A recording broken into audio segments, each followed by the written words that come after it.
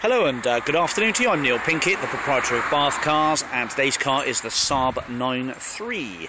This is the 2-litre petrol engine car with an automatic gearbox, but it is badged up as the 1.8 turbo Vector, 150 brake horsepower, in a metallic grey. Not too many owners, and there's a good history with it, with a folder full of receipts and bills on the 04 reg. We'll come to all the documents a bit later, but we'll just go around the car and tell you what you need to know. This isn't a particularly dear car, but it drives absolutely beautifully. It really does knock your socks off when you drive it. It's lovely and smooth. There doesn't feel like there's any wear in it. It's probably been a company car for the first few years of its ownership to rack up some miles. It's done 122. We put a nice fresh number plate on the front there just because that's been discoloured. It's got the headlight wash. I wonder if it's got the Xenon headlights. It's got some tax as well until the end of January next year, and the tax bracket's 154 for 6 months, so that's 280 for 12. A few little minor marks to the bonnet where there's been some bird's muck and stuff, but it's not too bad. It hasn't detracted. It's still in a good colour. Just had it cleaned. The interior is very, very sharp and looks really nice, bar for a few wear marks here and there as well.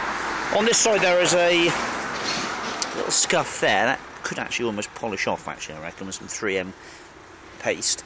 Again, that might do as well.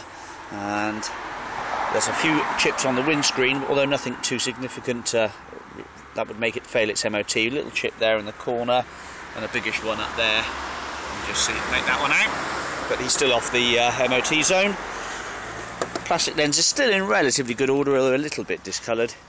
And the front of the car, a few minor stone chips. What I want to do is just put those headlights on a moment, see what style headlights they are. But it is an exceptionally smooth drive. The engine sounds absolutely spot on. All the lights are off as they should be. What have I done? I've gone and pulled the bonnet. Well, we'll have a look at the bonnet whilst we're here, eh?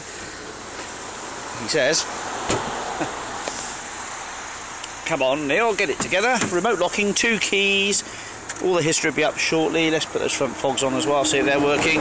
4 electric windows. No, it's not Xenon headlights, which is pretty good news actually, because they're quite expensive. But looks like we've got a side light bulb gone for the MOT. Give it a tap. Ah, there we go, it's on. So hopefully that'll fix it. But those front fogs are working. That's good. Right. Obviously, Saab was owned by General Motors, and the cars were that well engineered that they ended up costing General Motors so much to make per unit that they eventually had to bite the bullet and put the company into liquidation. But there are loads of Saab specialists about. There's a good one in Bath, a good one in Bristol.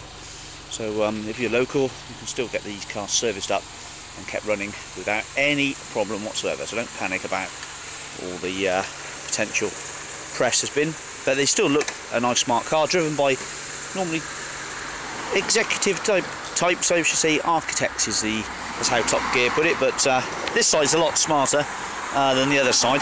Let's run around the tyres then. So we've got a Marshall tyre here, and these tyre sizes are 225 45 ZR 17, so 17-inch wheels. Doesn't look like it's got lockers.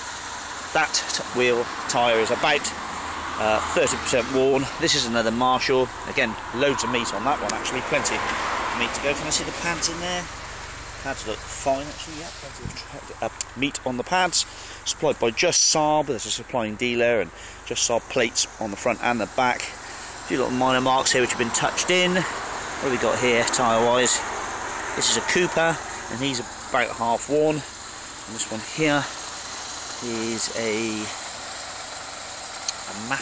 Mattrack by the looks of it, Mattrack FX, with a light bit of curbing to the alloy, plenty of meat on the pad still, and that tyre looks practically new.